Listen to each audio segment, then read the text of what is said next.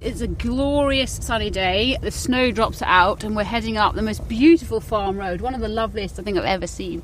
And we're on our way to interview Martin Kennedy, who is the Vice President of NFC Scotland. And I am a bit of a Facebook addict. And I've seen some of his posts. He's just an extremely eloquent and sensible voice of the farming industry. You know, there's been a lot of negative stuff in the press fairly recently about the impact of eating meat, for example.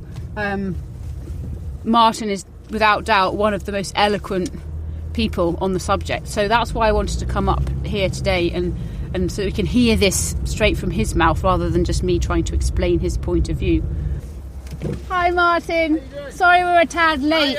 We realised we hadn't had any lunch, so we stopped for a sausage roll in Dunkirk. All right, that's fine. That's fine. How are you? No, good. Good. Right. Well, thank you for having us. No bother. We've come from Jim Smith this morning. All right, okay. And you're 76% sure you had a good interview. We've got a bomb.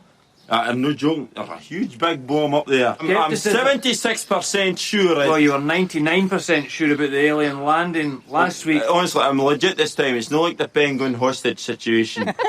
So, obviously, you are the Vice President of NFC Scotland, but it's actually not the real reason why I wanted to speak to you. Okay. I'm a complete Facebook addict.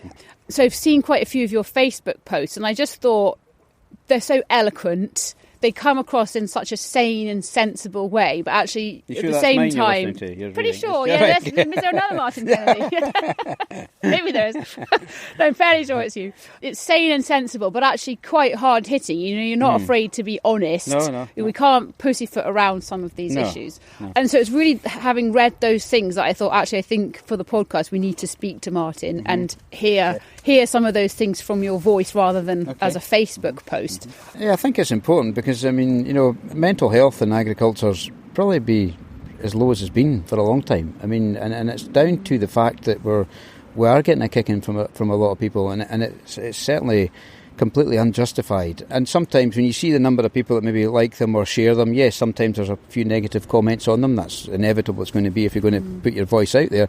But in general, people, you know, are tuned into what you're saying, and it's just an assistance to try and get the facts out there. Because, and again, it's not. I've never done anything that counters anybody else's argument, because I just think we fuel the fire. Yes, and I think it's the wrong way to go. Yes, I think all we've got to concentrate on is putting the positives out and the true facts of what we're doing. Yeah. I think the one that took me by surprise, because it was probably the first one to do it. It was a couple of years ago. I was up in Shetland, and everybody else had gone earlier because my flight was going down to Edinburgh, and I think the rest of them were going to Inverness.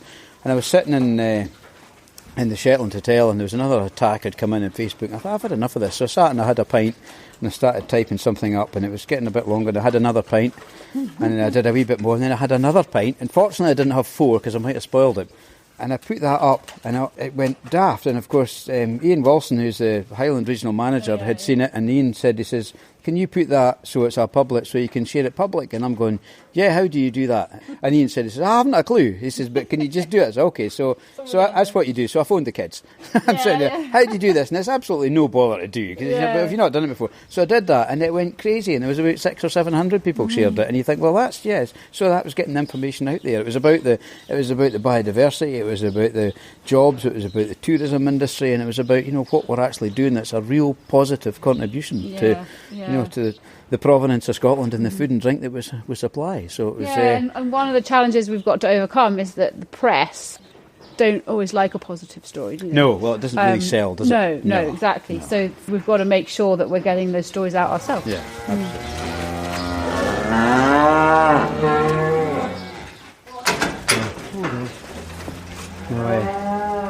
Limousine bull and cross calves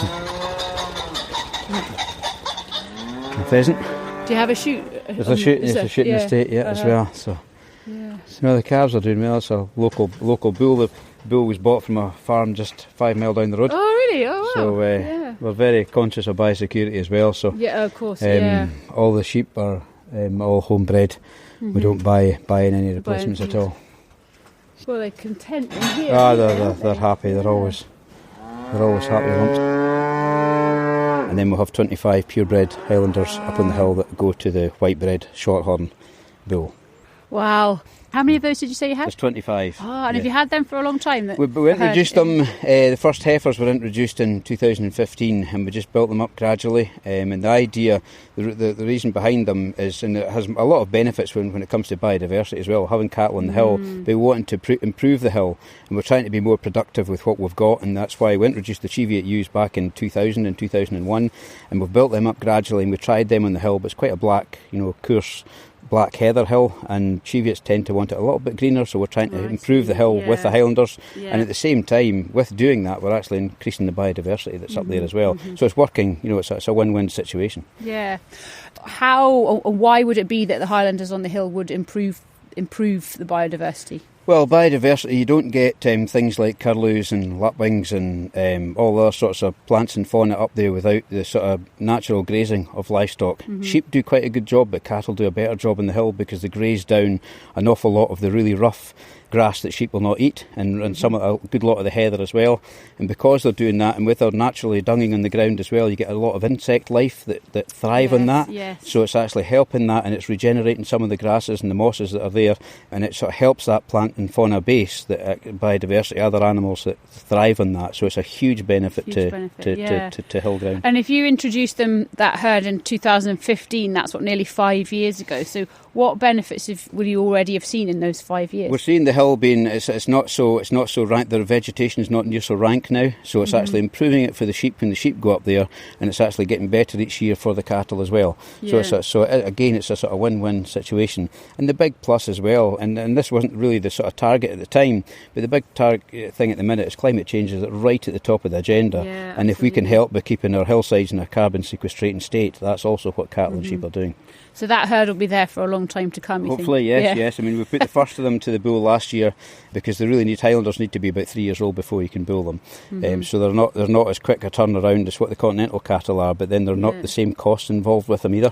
Yes. So it's the margin that actually counts. Yes. You don't get the top line figures for the calves, but it's the margin that actually counts. Absolutely. And sadly it's not one of yours, but I have a chest freezer full of beef from Highland cattle, and it's absolutely delicious. It's fantastic. So there's another benefit there too. Absolutely. It's fantastic. We put one of our Highlanders in the freezer last year, and we sold one to a neighbour as well.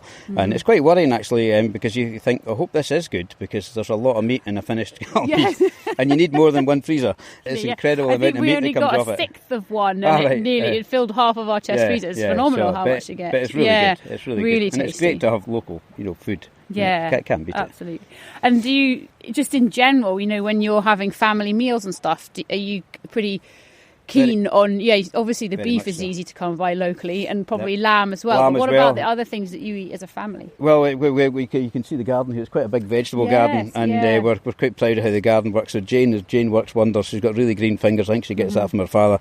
She's excellent in the garden. The vegetables we have out of the garden's great. So the more we can have on our plate that's produced ourselves, the better. You mentioned a word which sometimes I stumble over because it's quite difficult to pronounce.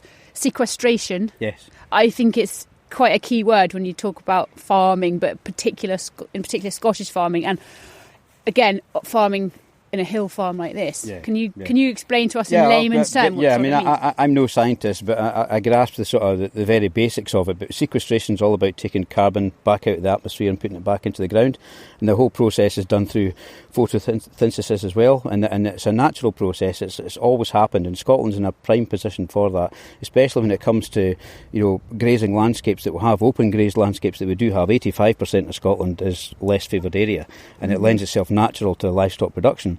But because we're keeping our landscapes in a sort of green, what we do call carbon sequestrating state, that means that we're taking any emissions that's put out from industry, put out from agriculture itself, from transport. It actually helps take carbon back into the soil again through a natural process. And that's one of the things we're getting a real kick in just now from a lot in the press and a lot on social media about the emissions that cattle put out. But the reality is methane, although it's quite a high pollutant, and it's maybe 20-30 times more potent than carbon itself, but it's only in the atmosphere for around 12 to 15 years.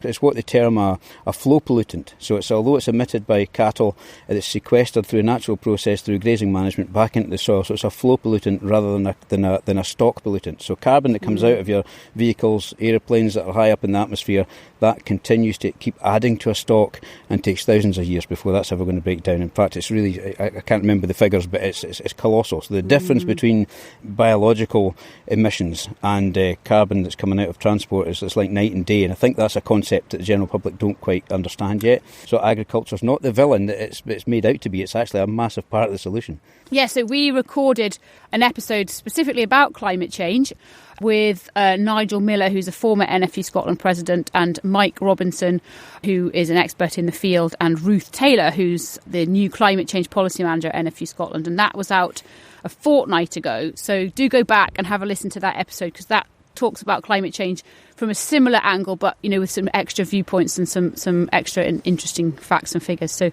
go back and have a listen. But today we're talking about some of the science, but specifically the farming practical kind of side of things, and the way that farmers like you are making a positive difference. Why do you think it is that the farmers have been in for such a kicking, where there are actually other industries that are contributing towards climate change? Yeah, I think it's certainly unjust, the kicking we're getting at the minute. And I think it's everybody jumping on the bandwagon and don't understand what agriculture is actually all about. So it's about, putting out the positives of what we're actually doing and putting out facts, because some of the things that we're getting thrown at us just now is we know it is completely incorrect. But the problem is sometimes when you retaliate and fight back, I think it's actually the wrong thing to do, because all that does is flare the argument. What we need to concentrate on is concentrate on the positives and put out the right story and the proper story with the true facts. And that's what we're trying to do. And actually there are many people, if you go to your local farmers market, or even chat to local people at the local school, so many people are hugely supportive of the farming sector, and yet it seems to be the voices of those who aren't that are being heard the loudest, and there's an imbalance there.